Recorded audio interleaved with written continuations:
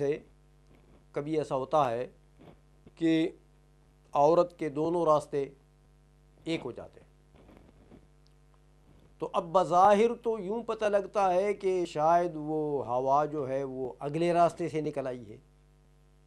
لیکن چونکہ اگلا پچھلا راستہ دونوں ایک ہو چکے ہیں تو احتمال تو ہے کہ پچھلے راستے سے آئی ہو یہ ہوا۔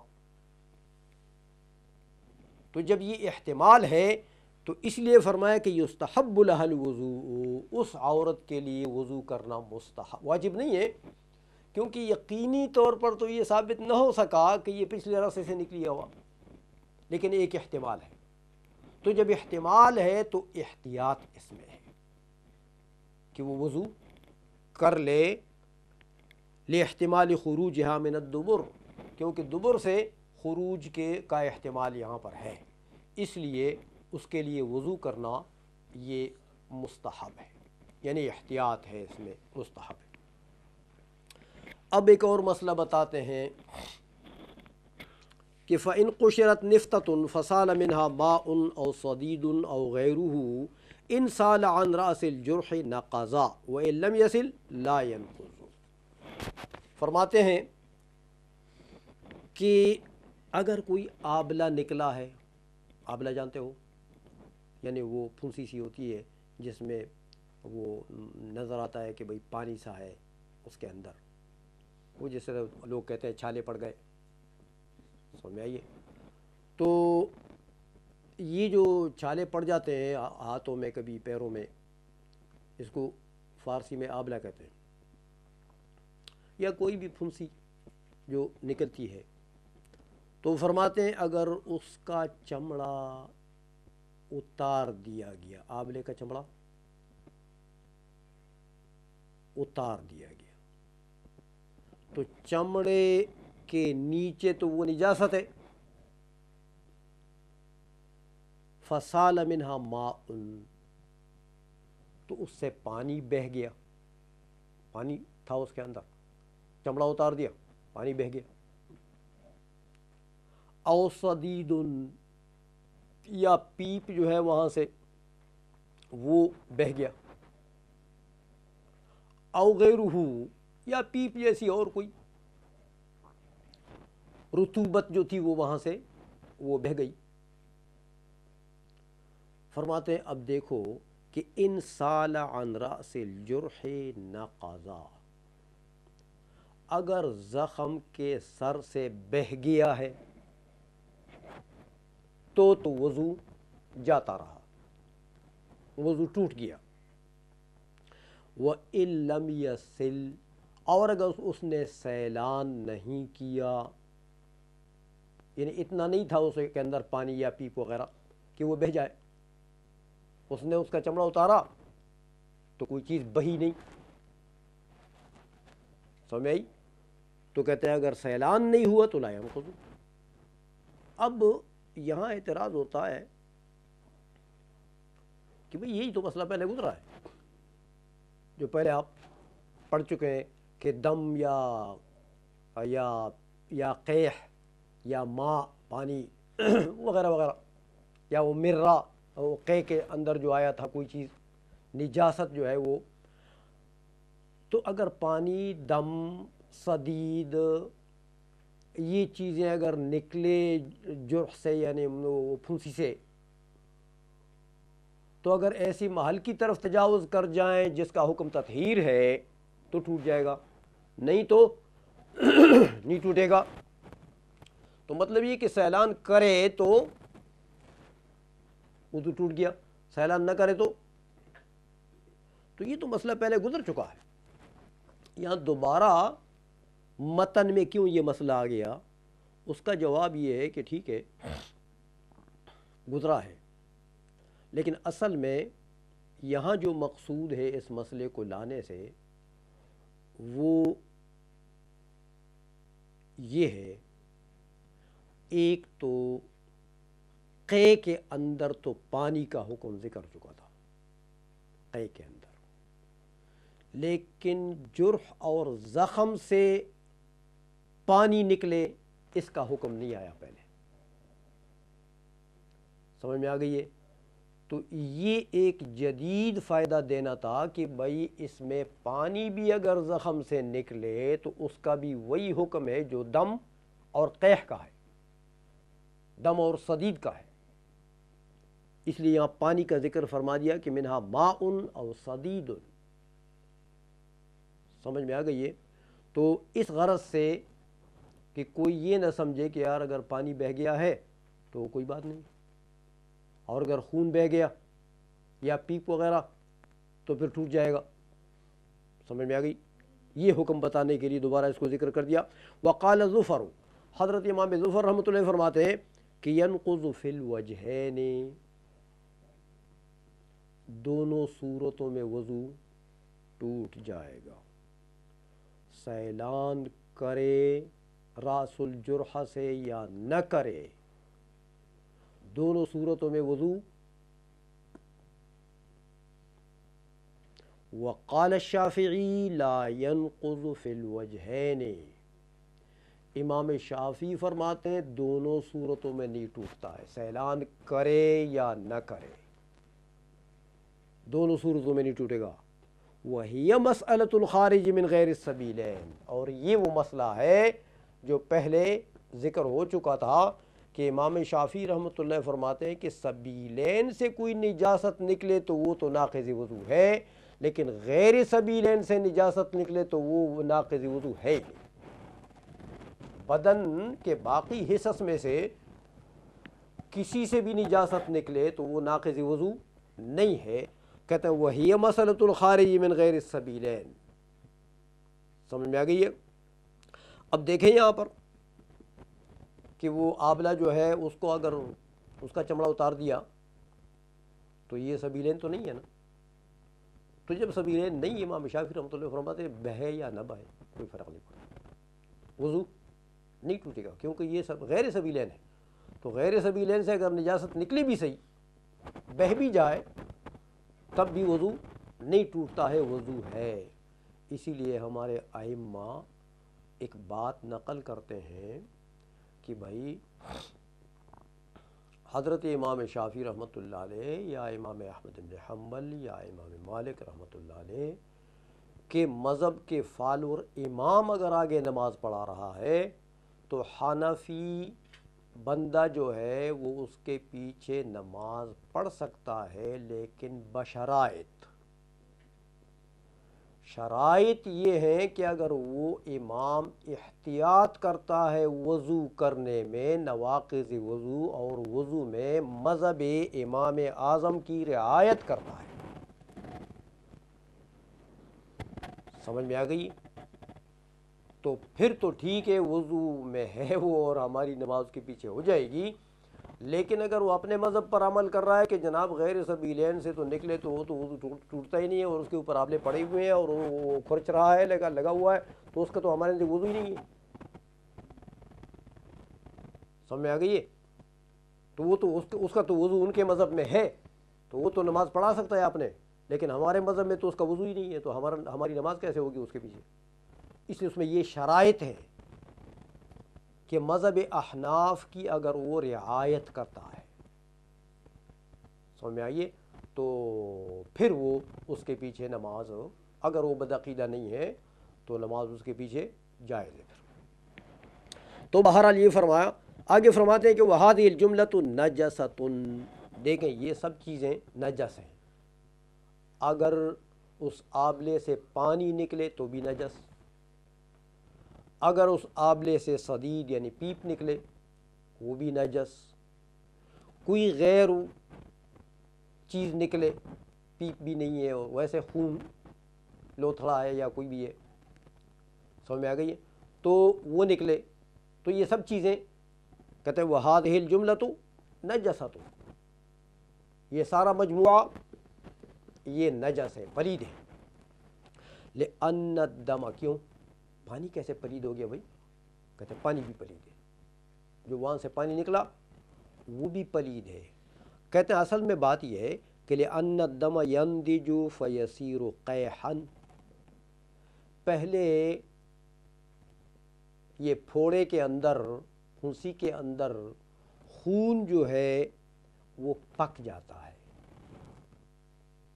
جم جاتا ہے، پک جاتا ہے۔ تو جب وہ پک جائے تو کیا بن جاتا ہے؟ فیسیرو قیحن، قیح بن جاتا ہے، یعنی وہ جو خون سرخ اور پیلے کے درمیان جیسے حالت ہو جاتی ہے، قیح۔ نہ پورا خون رہتا ہے اور نہ پورا وہ پیپ بنتا ہے، وہ زرد بھی نہیں ہوتا پورا، سمجھ آئیے؟ تو قیح بن جاتا ہے جب کچھ پک جائے وہ خون۔ ثم یزداد نضجن، پھر اس کی پکائی میں اور زیادتی ہوتی ہے، یعنی اور زیادہ پک جاتا ہے خون، تو فیصیر صدیدن، تو پیپ بن جاتا ہے، زرد ہو جاتا ہے، پیلا ہو جاتا ہے۔ ثم یصیر ماء، اس کے بعد جب اور پکتا ہے تو پانی بن جاتا ہے۔ تو یہ جو پانی ہے یہ ایسا نہیں ہے کہ کوئی گھڑے کا پانی ہے اس کے اندر، بلکہ یہ پانی بھی خون سے بنا ہوا ہے۔ پھوڑے پھنسی کے اندر جو پانی ہوتا ہے تو یہ پاک نہیں ہے، کیونکہ یہ تیسرے مرحلے میں آ کر خون کی یہ تیسری شکل ہے، اس لیے یہ پانی بھی یہ نجس ہے، اور باقی چیزیں تو ہیں ہی نجس۔ اس لیے فرمایا کہ ھذا اذا قشرھا فخرج بنفسہ، یہ مسئلہ تو اس صورت میں ہے اذا قشرھا، جب اس کا چھلکا چمڑا اتار دیا، پھنسی کا اتار دیا، تو فخرج بنفسہ، وہ پانی یا صدید یا قیح، وہ چیز جو ہے وہ خود بخود نکلی، خروج ہوا، تو یہی مسئلہ ہے۔ سمجھ میں آ گئی ہے؟ لیکن دوسری صورت ایک اور بنتی ہے یہاں پر، وہ یہ کہ کبھی کبھی لوگ جو ہیں وہ اس آبلے کو زور دیتے ہیں ایسا، ہاں، اس کو دباتے ہیں، تو دبانے سے پھر پانی نکلتا ہے، یا پیپ یا قیح وغیرہ کوئی چیز نکل جاتی ہے دبانے سے۔ اس لیے کہتے ہیں وَأَمَّا إِذَا عَصَرَهَا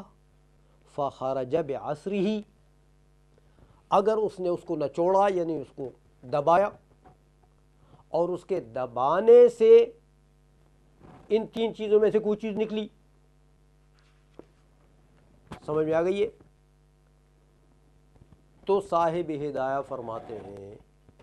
کہ فَلَا يَنْقُضُ، دبانے سے زور سے اگر کوئی چیز نکلی ہے تو وضو نہیں ٹوٹے گا۔ کیوں؟ فرماتے لأنه مخرج وليس بخارج، یہ خارج نہیں ہے، خارج سے وضو ٹوٹتا ہے، خارج سے وضو ٹوٹتا ہے، مخرج سے یہ تو زور سے دبا دبا کر اس نے نکال دیا ہے، سمجھ میں آ گئی ہے؟ دبا دبا کر نکال دیا ہے تو یہ مخرج ہے، تو لہذا مخرج سے وضو نہیں ٹوٹتا ہے۔ لیکن یہ روایت مفتہ بہ نہیں ہے، جو صاحب ہدایہ نے یہاں فرما دیا کہ فَلَا يَنْقُضُ، اگر دبانے سے نکلا تو نہیں ٹوٹے گا، یہ ایک روایت تو ہے لیکن مفتہ بہ قول نہیں ہے۔ مفتہ بہ قول یہ ہے، دیکھیں کہ اگر مخرج بھی ہو، ذرا سوچیں کہ خارج نجاست خارجہ من البدن، تو خروج کی تفسیر آپ پڑھ چکے ہیں کہ خروج کس کو کہتے ہیں؟ کہ تجاوز کرے الی موضع حکمہ التطہیر، یلحقہ حکم التطہیر، اس کو خروج کہتے ہیں۔ تو بھائی جو جہاں مخرج ہوتا ہے وہاں خروج بھی ہوتا ہے. سمجھ میں آئی؟ اخراج کا مطابع آتا ہے، فصول ایک باری پڑھی تم نے کہ نہیں، اخراج کا مطابع آتا ہے خروج. جیسے باب تفعیل میں آپ پڑھتے ہیں کہ کسرتہ فن کسرا، میں نے کلاڑا لے کر اس لکڑی کو توڑا، فن کسرا تو وہ ٹوٹ گئی. اب آپ نے جب توڑا تو انکسار تو پایا گیا نا. تو آپ یہ کہتے ہیں کہ جناب یہ تکسیر تو ہے لیکن انکسار نہیں ہے، تو یہ تو بات غلط ہے. جہاں تکسیر پائی جائے گی وہاں انکسار بھی، جہاں تخریج پائی جائے گی وہاں خروج بھی پایا جائے گا، جہاں اخراج پایا جائے گا وہاں خروج بھی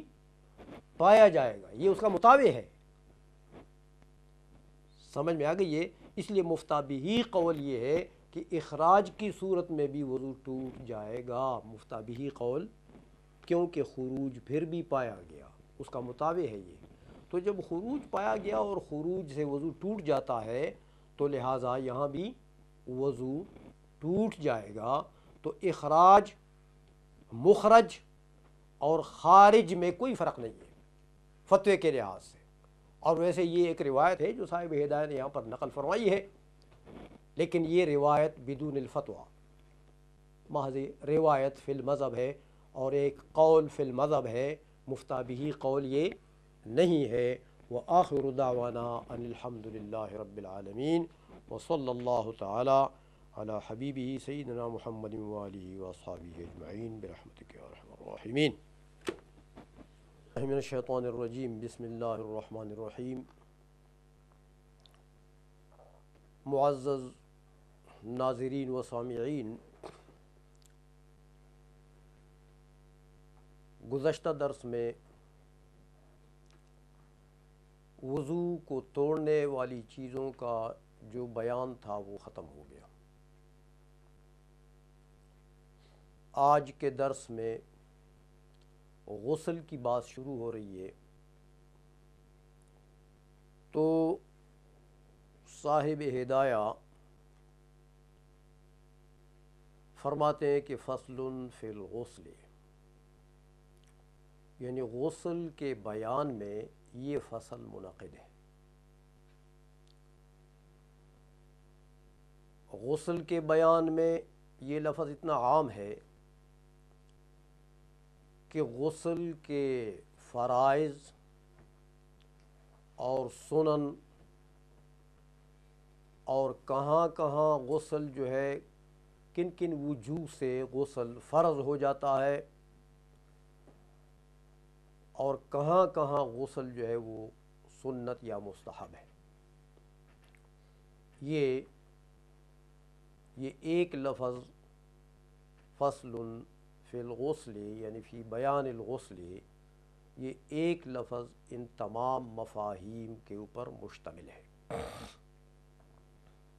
اس لیے آگے فرماتے ہیں کہ وہ فرض الغسل المضمضۃ والاستنشاق وغسل سائر البدن.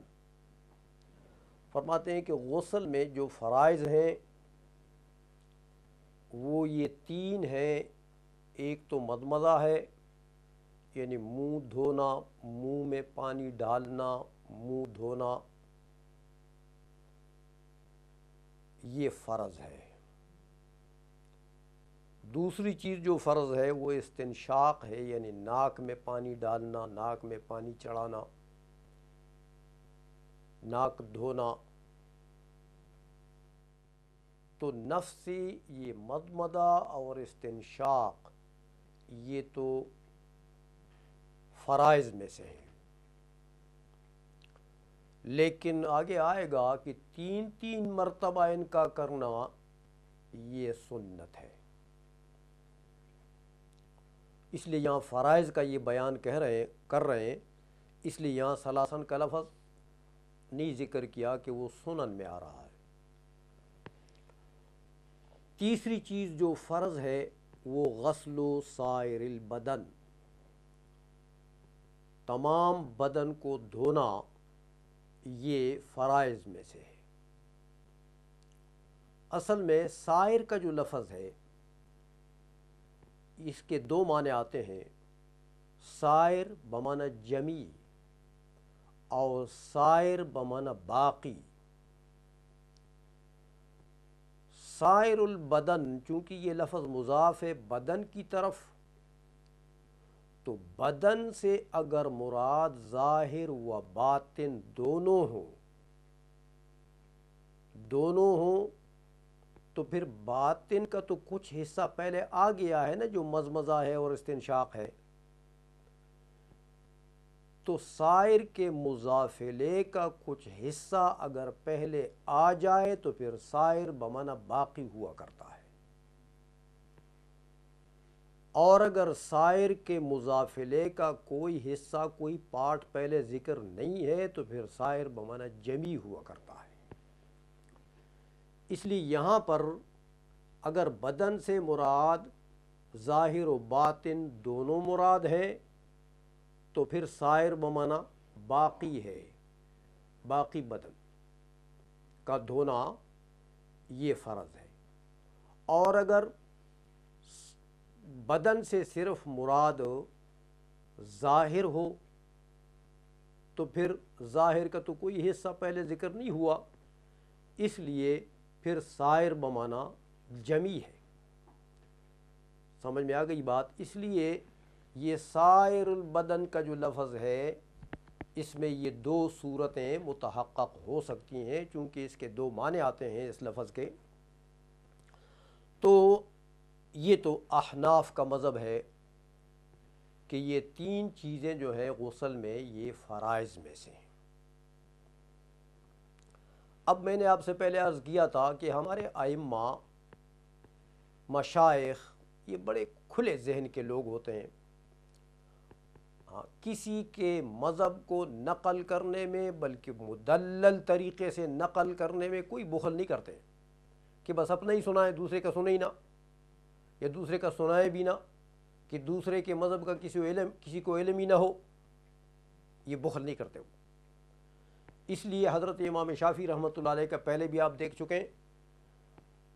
کہ حضرت امام شافعی رحمۃ اللہ علیہ کے مذہب کو بھی کھلے دل سے نقل کرتے ہیں معائے دلائل، اور پھر اپنی طرف سے ان کے دلائل کے جوابات بھی دیتے ہیں۔ تو صاحب ہدایہ یہاں امام شافعی رحمۃ اللہ علیہ کے مذہب کو بھی نقل کرتے ہیں، فرماتے وعند الشافعی ہما سنتان فیہ، فرماتے ہیں حضرت امام شافعی رحمۃ اللہ علیہ کے نزدیک یہ مضمضہ اور استنشاق، ہما کی ضمیر عائد ہے مضمضہ اور استنشاق کی طرف، فرماتے ہیں کہ یہ دونوں حضرت امام شافعی کے نزدیک غسل میں فیہ کی ضمیر غسل کی طرف عائد ہے، غسل میں وہ فرماتے ہیں کہ یہ دونوں سنت ہیں، فرائض میں سے نہیں ہیں۔ دلیل کیا ہے؟ حضرت امام شافعی فرماتے ہیں کہ حضور نبی کریم صلی اللہ علیہ وسلم نے فرمایا کہ عشر من الفطرت، فطرت کا ترجمہ صاحب ہدایہ فرماتے ہیں من السنت، حضور نے فرمایا کہ 10 چیزیں جو ہیں یہ فطری چیزیں ہیں، من الفطرت، ہاں یہ فطری چیزیں ہیں، فطرت اللہ التی فطر الناس علیہا، فطر الناس علیہا خلق الناس علیہا، اس لیے فطرت کا معنی خلق آتا ہے، جو ابتدائے خلقت میں چیز داخل ہوتی ہے اس کو فطرت کہتے ہیں۔ تو فرمایا کہ حضور نے فرمایا کہ یہ 10 چیزیں جو ہیں یہ فطری چیزیں ہیں، فطری چیزیں ہیں۔ اب فطرت کا ترجمہ صاحب ہدایہ فرماتے سنت سے، کہ فطرت میں سے یعنی سنن میں سے ہیں، بتانے کے لیے کہ حضور نبی کریم صلی اللہ علیہ وسلم کی جتنی سنتیں ہیں وہ طبع سلیم اور فطرت کے مطابق ہیں، سلیم طبیعت جس کی ہے وہ اس کے مطابق ہیں یہ سنت، یعنی اس سنت کی وجہ سے طبیعت سلیمہ پر کوئی بوجھ نہیں پڑے گا، سنت کی ادائیگی میں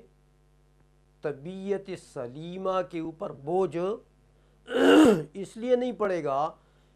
کہ یہ جو سنت ہے یہ تو طبیعت سلیمہ کے مطابق موافق ہیں، تو مطابق اور موافق چیز کو جب انسان ادا کرتا ہے، طبیعت کے موافق ہو، طبیعت چاہتی ہے اس کو، تو اس سے بوجھ بھی، تو حضور کی جتنی سنتیں ہیں وہ سب سنتیں کیا ہیں؟ فطرت سلیمہ کے مطابق ہیں، یعنی وہ فطری چیزیں ہیں جو انسان کی ابتدائی خلقت اسی پر ہوئی ہے، جو دوسری حدیث میں حضور نے فرمایا کہ کل مولود یولد علی فطرت الاسلام، ہر بچہ جو ہے چاہے کافر کے گھر میں پیدا ہوتا ہے چاہے مسلمان کے گھر میں پیدا ہوتا ہے، جو بھی بچہ ہے وہ فطرت اسلامی پر پیدا ہوتا ہے، وہ ماں کے پیٹ سے فطرت اسلامی لے کر پیدا ہوتا ہے، ہاں یعنی فطرت اسلامی اس کی خلقت جو ہے وہ اسلامی گویا کہ اسلام کے مطابق ہے، اور اسلام کو اگر وہ فالو کرے گا تو یہ اس کے نیچر کے مطابق ہے، اس کو گویا کہ وہ اپنے لیے ثقل یا بوجھ، کیونکہ طبیعت اس کی چاہتی ہے، طبیعت اس کی طبیعت کا تقاضا ہے، تو جب اسلام اس کی طبیعت کا تقاضا ہے تو طبیعت کے تقاضے کو پورا کرنے میں کوئی ثقل تو انسان محسوس نہیں کرتا، تو اسلام پر چلنا جو ہے اس سے طبیعت سلیمہ کے جو لوگ ہوتے ہیں ان کو کوئی تکلیف ہو، کوئی ثقل، کوئی بوجھ وہ محسوس نہیں کرتے، بلکہ اس میں وہ فرحت اور سرور محسوس کرتے ہیں، اس لیے دیندار لوگ، صالحین، وہ اسلام کے کسی حکم پر عمل کرنے میں دقت نہیں محسوس کرتے بلکہ سرور محسوس کرتے ہیں، اور اسی کو کہتے ہیں لذت عبادات، کہ عبادات میں شغل جو ہے یہ اس سے ان کو لذت آتی ہے، اس میں ایک مزہ آتا ہے ان کو، ہاں، اور ایک فرحت اور سرور ان کو حاصل ہوتا ہے کہ یہ فطری چیز ہے، تو فطری چیز پر جب انسان عمل کرتا ہے تو وہ اس سے اس کو خوشی ملتی ہے، اس کو ایک قسم کی لذت ملتی ہے، خوشی ملتی ہے، خلاف طبع جو چیز ہو اس سے انسان ثقل ترے دب جاتا ہے، اور جب طبع کے مطابق ہو تو پھر تو وہ اس سے تو وہ کتراتا نہیں ہے بلکہ وہ خوش ہوتا ہے اس سے، تو اس لیے حضور نے جو فرمایا کہ کل مولود یولد علی فطرت الاسلام، ہر بچہ جو ہے وہ فطرت اسلامی لے کر آتا ہے، فَأَبَوَاهُ يُهَوِّدَانِهِ او يُنَصِّرَانِهِ او يُمَجِّسَانِهِ او کما قال صلی اللہ علیہ وسلم، اس کے ابوا جو ہیں اس کے ماں باپ سے مراد ضرور نہیں ہے کہ اس کے جو نسبی ماں باپ ہوں، وہ اس کے ماں باپ اس کے استاذ بھی ہو سکتے ہیں، وہ بھی ماں باپ ہیں، اس کے والدین، ٹیچرز اسکول کے ہوں یا کوئی بھی اس کے سوسائٹی کے لوگ جن کی باتوں پر وہ اعتماد کرے اور ان کی باتوں کو وہ ایکسیپٹ کرے اور اس کے اوپر وہ اعتماد کرے، سمجھ میں آ گئی ہے، تو کبھی وہ لوگ ان کو یہودیت کے راستے پر چلا دیتے ہیں، اور کبھی اس کو نصرانیت کے راستے پر، کبھی مجوسیت کے، تو مطلب یہ ہے کہ گمراہی جو ہے وہ طبعی نہیں ہے، ہاں وہ طبیعت سلیمہ کا تقاضا نہیں ہے، نہ مجوسیت، نہ نصرانیت، نہ یہودیت، یہ فطرت اسلامی، فطرت کا تقاضا نہیں ہے۔ اس سے تو بوجھ محسوس کرے گا، جب وہ یہودی بنے گا نا تو یہودیت پر چلتے ہوئے وہ ثقل یقیناً محسوس کرے گا، نصرانیت پر چلتے ہوئے یقیناً وہ ثقل محسوس کرے گا، لیکن اسلام پر اگر وہ چلے اور ابتدا سے چلے تو وہ اس میں کوئی ثقل نہیں محسوس کرے گا، بلکہ فرحت اور سرور اور لذت محسوس کرے گا۔ سمجھ میں آ گئی ہے؟ اس لیے یہ سنت کا جو ترجمہ کیا صاحب ہدایہ نے فطرت کا، یہ بتانے کے لیے کہ بھئی حضور کی جمیع سنت یہ فطرت ہے، طبع سلیم کے مطابق ہے۔ تو جب طبع سلیم کے مطابق ہے، نیچرل چیزیں ہیں یہ، تو جب یہ طبیعت سلیمہ کے مطابق چیز ہے تو اس پر عمل کرتے ہوئے تو پھر کوئی صعوبت نہیں ہے اس میں، کوئی تکلیف نہیں ہے اس میں۔ اچھا اب دیکھیں، جب یہ فرمایا کہ عشر من الفطرت، حضرت امام شافعی رحمۃ اللہ علیہ اس حدیث سے استدلال کرتے ہیں، فطرت کا ترجمہ سنت سے کیا تو ہمارا تو مقصد حاصل ہو گیا کہ ٹھیک ہے، فطرت کا ترجمہ سنت سے، ہم یہ نہیں کہتے کہ یہ ترجمہ غلط ہے، ٹھیک ہے ترجمہ ہے، اس میں یہ فوائد ہیں، لیکن اس کا جواب آگے آئے گا ہماری طرف